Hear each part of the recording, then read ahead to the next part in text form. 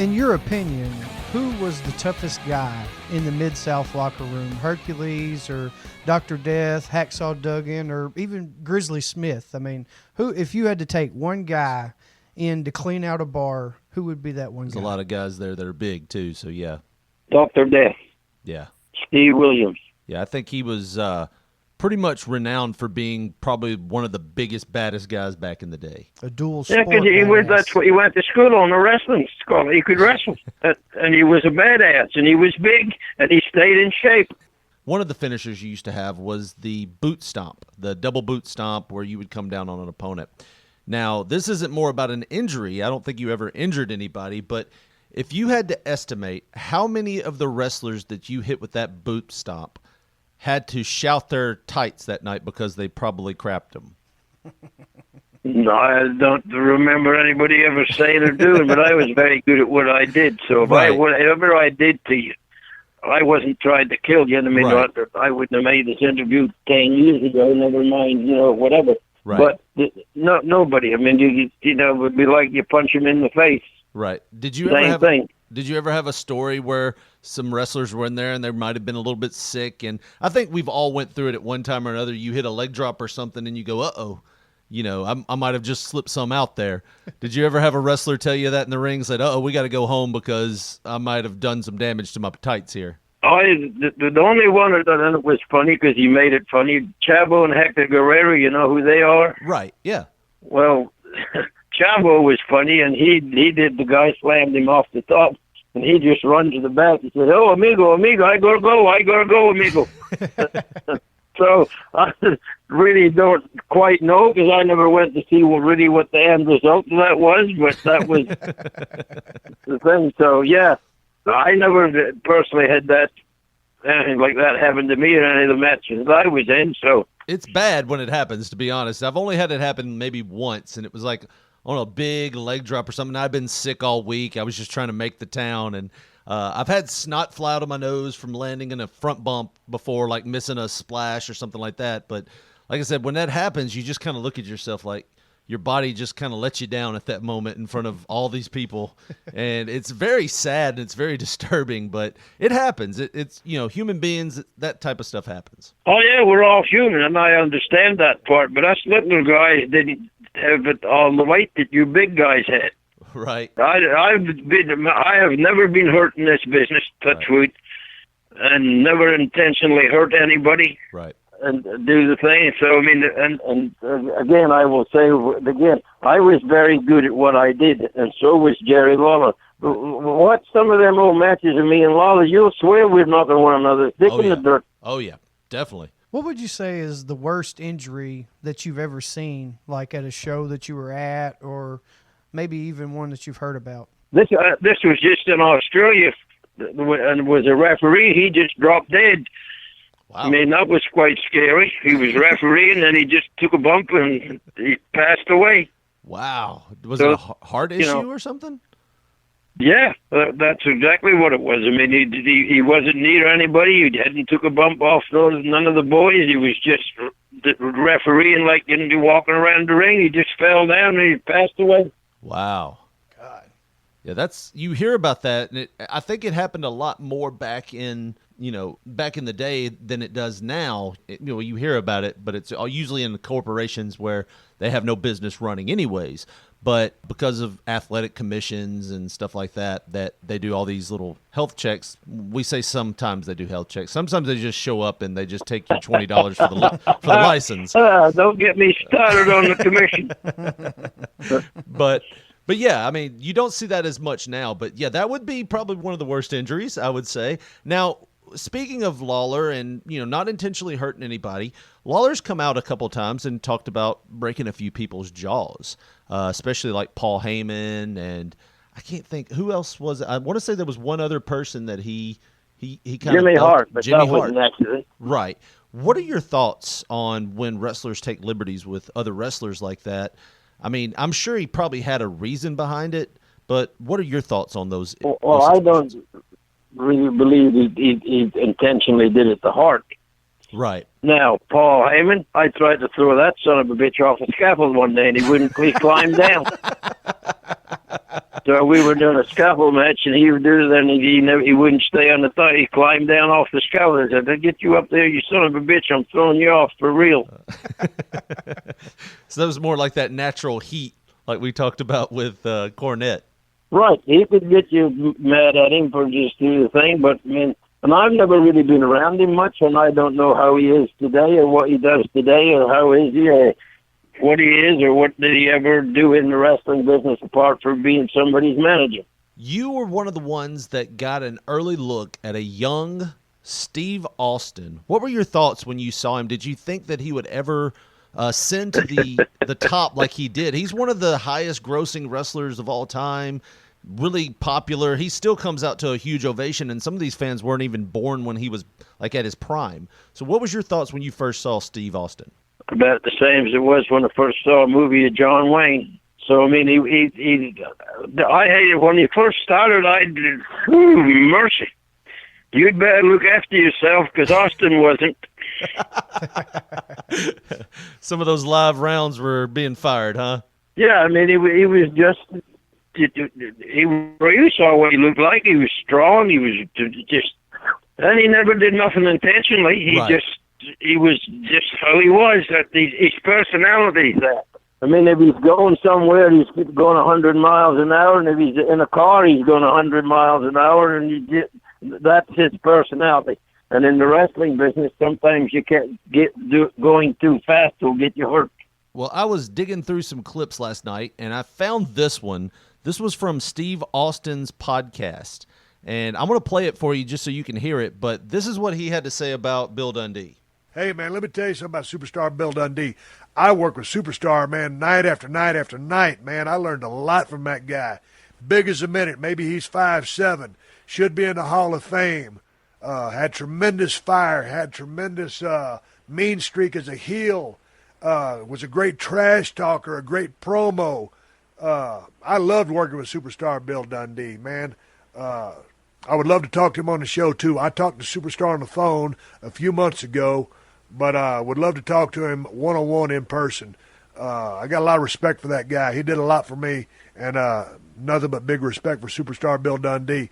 Him and Lawler was hell back in the day. All those guys were back in those Memphis days, but Superstar helped me out a whole lot back in the day. A very savvy veteran and a hell of a competitor.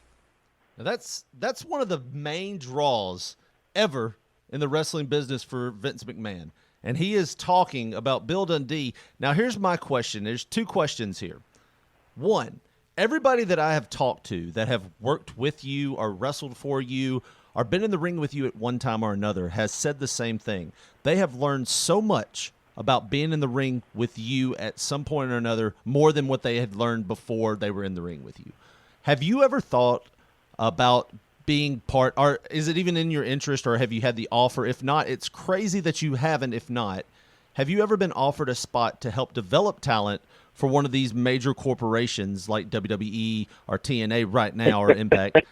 And if not, would you even have interest in it? Is there heat there? Yeah, I would have been interested in it Right. because I really enjoy the wrestling business.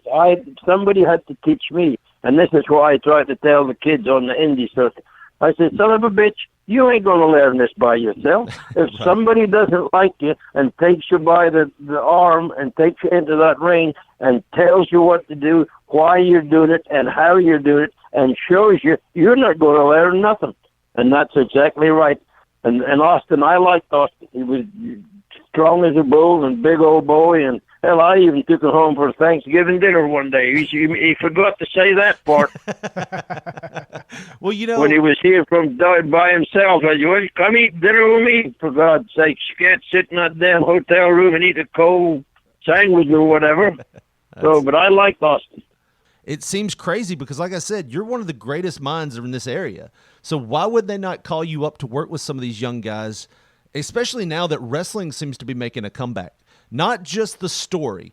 People are enjoying the actual art of wrestling again, it seems. This is another true story. And the Undertaker does not like me. The Undertaker is Vince McMahon's boy. Randy Savage at one time was Vince McMahon's boy. And you ever heard of me and Randy had the fight? There was a fight, but no real fight. But me and Randy got nose to nose. Have you ever heard that story? I think you mentioned it in a locker room one time.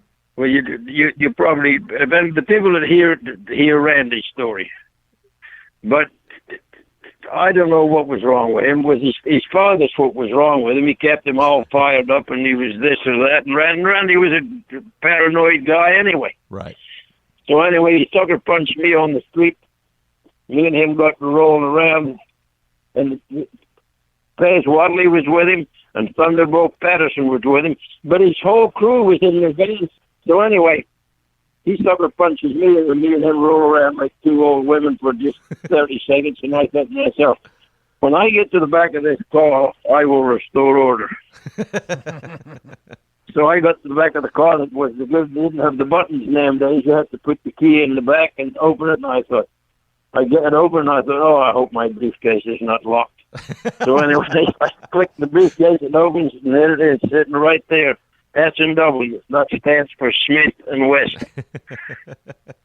So I get that sucker out, and Randy runs around the car, and he says, you got a gun? I said, you're damn right I do.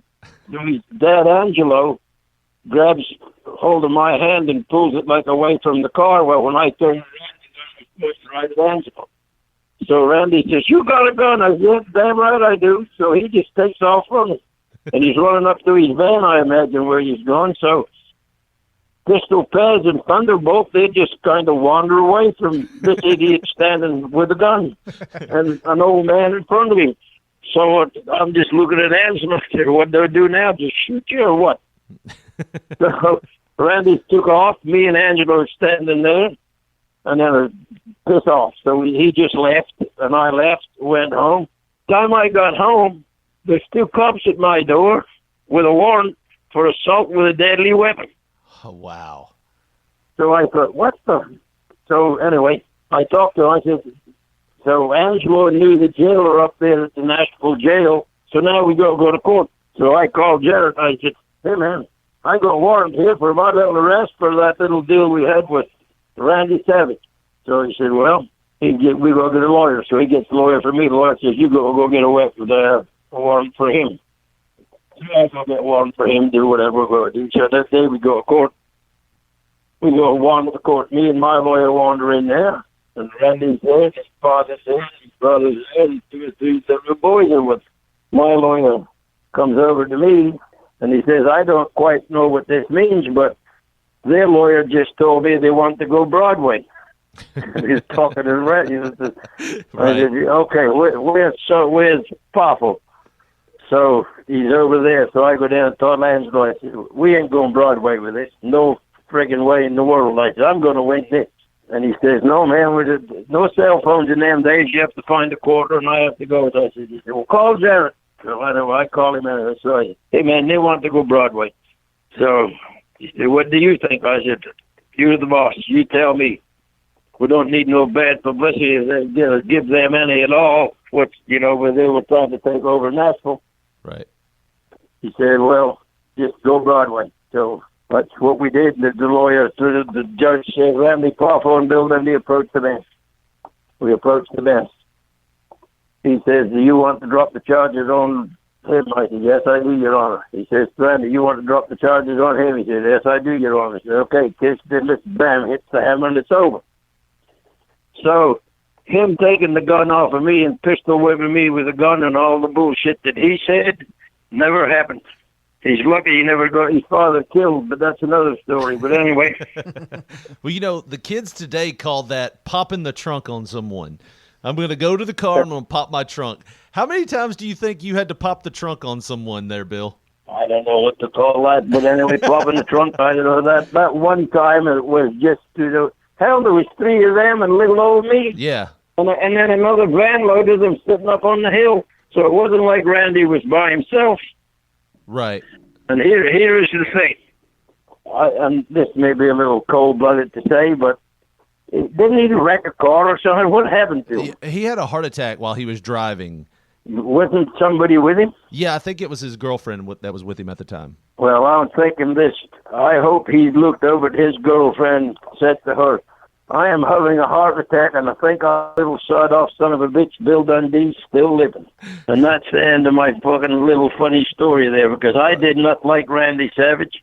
Yeah, I want to say towards the end there was a thing there that he had talked to your son about, where he explained the story went that he had told Jamie that there was a lot of things involved, other influences on him at the time that helped cause some of those situations. Yeah, it's called drugs.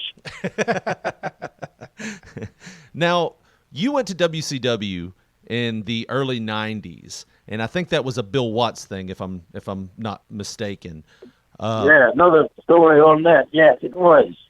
He brought you in to be with Lord Steven Regal. They made you his manager, Sir William. All right, let me give you this true story of that. That's a kind of true, but it ain't. Bill Watts brought me in to be his assistant and be the booker. Big Dusty was still there. And I liked Dusty Rhodes. I mean, I knew how he was, and he could be this and he could be that, but can't we all be that and this and that? So, but I liked Big Dusty. So anyway, Bill got pissed off at the world and he quit. But unbeknownst to 2 or 3 people, maybe me being one of them and maybe his wife, Bill had a deal. If he left for any reason or got fired in the next year or so or whatever, they had to pay him. Wow. And the paying was like some $300,000 a year or whatever. So he didn't leave broke. I'd say not. Eric Bischoff gets the job. Bill had went to England with him and saw Regal. Regal can wrestle and a shooter. And Bill Watts liked that type of guy. Brings him back to America, and they really don't know what to do with him, because his style is not what we do here. He was the Billy Robinson era type wrestling. So Big Dust and me stopped. Make him a Lord Steven Regal, and give him a manager, because he couldn't talk. He had an English accent. It was just nothing was working for the kid. So he said, "Well, we can make Larry Sabisco his manager." I said, "Larry Sabisco? What the hell does Larry Sabisco know about being a lord or being anything about England? How can he be? Man, he don't know nothing about England." He said, "Well, you manage him." Now, this is how much thought this was given to be a manager for Regal. He said, "Well, you manage him." I said, "Well, okay." So I go to Regal. I'm going to be your manager, but I would like to be a butler. So you saw the outfit. They got the little round hat, the derby hat, the little tie they wear, and the pinstripe suit and all the tails and all that shit. So that's how that came up. No real thought, but we got over. Yeah, I mean, it was really good. Y'all were doing some of the same finishes that we saw in Memphis, and it was really good matches. I was a big fan of it. Right, and Regal could work. He was letting them to do the American style of working. So it was getting over. And Eric Bischoff, he was hauling the ring for Greg Gagne when he came down the hill. He should have still been hauling the ring. Do you know Eric Bischoff? I don't know him personally. I know of him, because of being a wrestling fan, but I don't know him personally. You ain't missed nothing. So, anyway, he had people he liked, and he would bring them in and do this and do that. Now, you tell me this. Dusty Rhodes, Mike Drain, Greg Gagne, and Bill Dundee are technically booking and putting your TVs and helping with everything in the back. Which one of them would you say shouldn't be there? Yeah. Right. Right. Which one of them should not be there? Right. Eric Bischoff was the boss. He had the final whatever. So he ends up firing Graham, me, and Gagne. So that's good. No, where's WCW now? Right. But that's another story. So you know what I'm saying? Right. So I just don't know. Now here we go back again to saying, well, Bill, why ain't you wherever you are? Because why am I here in Germantown, Tennessee, in my lounge room talking to you on the telephone and not up there running Vince McMahon's wrestling school or whatever you call it? Right. Basically because of the Undertaker and me not playing politics with a lot of, other things and saying things or blah, blah, blah. If you ask me a question, I will give you the answer as close to truthful as possible. Right. What is the main heat with you and the Undertaker? Is it just one-sided, or do you just both don't like each other from when he was in the Memphis territory? I think there was a young lady involved. That's how all great wars have been started. It's always Right. You go.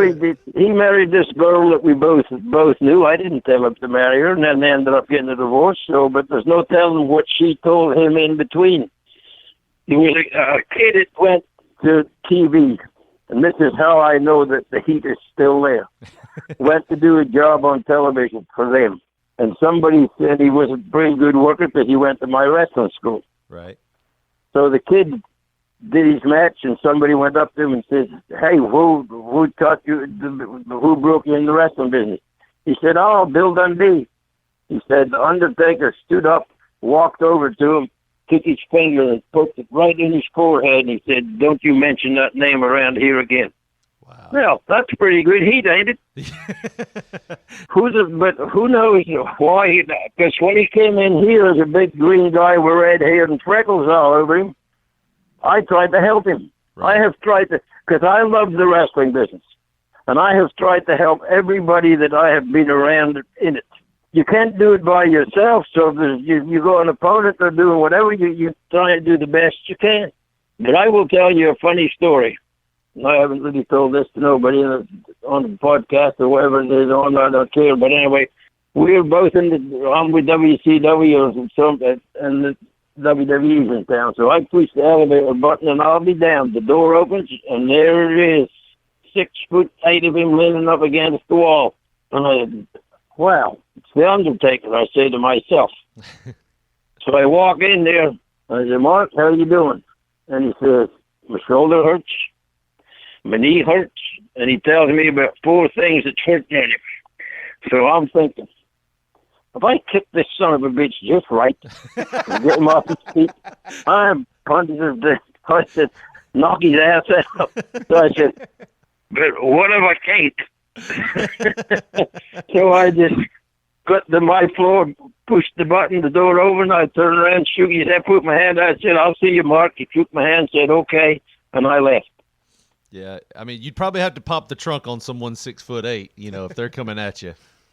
Yeah, but he was all beat up. He said he was all just hurting, and and I like I said, I'm 74 years young, and I can still run, and I can still ride a bike, and I can still do this, and I can still do a lot of things because I do them every day. What are your thoughts on the young? Well, kind of young. What are your thoughts on the young Dustin Starr? Oh, I like Dustin Starr. He could have made it back in the day when Memphis was Memphis. And here's the other good thing about him. He'll listen to you. Right. Now, I don't know if he listens to everybody, but when I work with him and suggested shit or say shit or do shit, he listens. Right. Well, and that's what I told you earlier on. That's what has to happen. Somebody has to take it and say, "Hey, kid, this is what you're doing wrong, and this is how you should have done it," and explain it to you. So, have you ever read my book or seen to know the name of it? Yeah, I actually was with you on one of your signing tours. We're here in Jackson. You went to a place, and I was actually right there with you when you were doing some autographs. We were talking about the book and everything. Yeah, I bought the book. It's a great read. Is it still available on Amazon? Yeah, I don't know about Amazon, but I can give the people the number if they want to call it, and I can send it to them directly. Definitely. Go ahead. All right, the number is 901-305-3251, and the deal on the book is $25. This is a great, entertaining book. I read it from front to back, even the acknowledgments. Everything on that book is entertaining. You will not be disappointed. $25 is a steal. Call that number. Order that book today because, like I said, it is a great read. Here's the other thing. If they buy it direct from me, it'll be autographed when they get it. Yeah, I think my copy I bought from you, and you autographed it right there, which says a lot about you, Bill, because you give back to the fans. If the fans want something, you give it to them, plus you give them a little extra. So that autograph is great. Well, we try, and here's the other thing, and I still look at it today the same way. If nobody bought a ticket to see us, we wouldn't have had a job. Right. Yeah, you have to. If a football player, boxer, or race car driver, whatever you're doing with the public, if they have to buy a ticket and they don't come to see you, you don't have a job. Right. And I've always looked at it that way. It was a business first and foremost to me. Win, lose, or draw, it don't matter. You have to look after the people that look after you. Right. What's the funniest or most horrible rib that you've ever seen pulled in the wrestling business? Here is the thing with me, and it may be just because of how I run my life. You can't rib me, and I don't rib you, so I really couldn't tell you. It's nothing funny of nailing your boots to the ceiling, and people have told me stories that happened or done this or done that, but I don't think that's funny. Right. You know what I mean? There's things that you do or could be kind of funny, but, doing that. So that ribbing one another in the dressing room, that never really happened. So I never did it, and you were certainly not going to do it to me. Bill might pop the trunk on you if you try to. Most Yeah, definitely. I hear you. That could happen, yeah. Most definitely. Do you have any advice for an up-and-coming young man that wants to be in the wrestling business? I know we've talked about you developing young guys before. You helped bring me in. You were the first guy that trained with me and wrestled with me and helped me along. I think I know what the opener is going to be, but what would your advice be for a young guy that said, I want to be in the wrestling business. It's my dream. I'm going to do it. What's your advice? Don't quit your day job. And I'm saying Right. that I kind of be funny, but I'm really not saying it to be funny, because even there ain't too many people at 74 still doing this business. I'm one of the only ones I know around here at 74 and still climbing in the ring. There's no real longevity to it. And the way them kids are flipping and flopping today, they certainly are not going to get to be 74 and climb in the ring. So the main thing is have something to kind of fall back on, or as Jackie Fargo told me 50 years ago, hey, kid, save your money. That's Right. the other thing you have to do. You can't just go out and blow it all every night on wild women and song and do whatever. You could ask one of our world champions what happens when you do that, and you know who I'm talking about. So, Oh, yeah. Right. Yeah, I mean, this day and age with all of the high-risk stuff they do, and I think back to a time when me and you were at the gym together and we were watching the TV and they had this MMA thing on, and you said those guys don't know in 10 years how that's going to affect them taking all those headshots. It's the same with Right. wrestling. Same with wrestling. Those guys doing all those flips and jumps and everything, with what we know now about CTE and all of that head trauma stuff, you're not looking at a long career if you're taking a lot of headshots nowadays. right, you're absolutely right. I mean, beautiful Bobby Eaton is married to my daughter, and he was one of them guys that took, to me, goofy bumps, and it excited the people, and it made the match this and that, and made the match this and that. Well, he's 54, and I'm 74, and he can't get in the ring and wrestle no more, and I can, and I never did. And I said, Bob, don't take all that silly bumps. You don't need it. The people go, yay, but what does it mean when you can't walk tomorrow? So, I mean, that's the same principle. Yeah, it's sports entertainment, I'll grant you that, but you can't just be stupid. Where are you wrestling at coming up? We do South Haven at the Greenbrook Parkway at the church every Friday night. So we're in South Haven, Mississippi every Friday at the Greenbrook Parkway at the church. Go and see Bill Dundee. Like I said, he still wrestles like a man that is half his age. Buy his book. That book is great, and it's one of my top wrestling books out there. Especially if you're a Memphis fan. Now, do you have Facebook, Twitter? Where can these people follow you if you have that? Yeah, I got Facebook. So look up Bill on Facebook. If you have a question, I'm sure if you shoot him some info there, he probably will answer you back. Bill's fan friendly, so follow Bill on Facebook and go and see him in those towns. Bill, I cannot tell you what this means to us that you came on and talked to us today for as long as you did. It's truly an honor. When I first started back wanting to be a wrestler when I was 5 years old, I had an aunt tell me, you're going to get in that ring one day and Bill Dundee's going to throw you around, you're going to quit. And I carried that with me. I carried that with me, Bill. And the first day that I stepped into the ring when you were doing the training, you were showing me how to do things. In the back of my mind, I'm like, okay, when's he going to throw me and when am I going to quit? But to my credit, I only quit 10 years later. The main thing is, did you have fun while you was doing it? Yeah, I had a blast. Well, Bill, once again, we want to thank you for being a part of P3 Radio today. It was great having you on. Go see him, buy his book, Bill Dundee. Thank you for being here. Well, I appreciate you boys giving me the time. So if you ever want to do it again, you got my number, just give me a call. Florida Ticket Station. Florida. Your one-stop shop for discounted tickets on all of Orlando's best theme parks. Orlando. All of Orlando's local attractions. Orlando. All of Orlando's events. Fucking Orlando. All of Orlando's local attractions. Orlando. And so much more. Yeah. They offer affordable tickets to Disney World, Mickey Mouse, Universal Studios, Back to the Future, SeaWorld, Legoland, everything is awesome, Busch Gardens, I don't know what that is, and so much more. But seriously, Josh, they are licensed and insured with the state of Florida. Florida.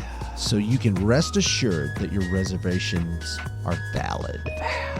Summer's coming and vacation time's right around the corner. Round the corner. So go to tinyurl.com/P3Florida and book your Orlando vacation today.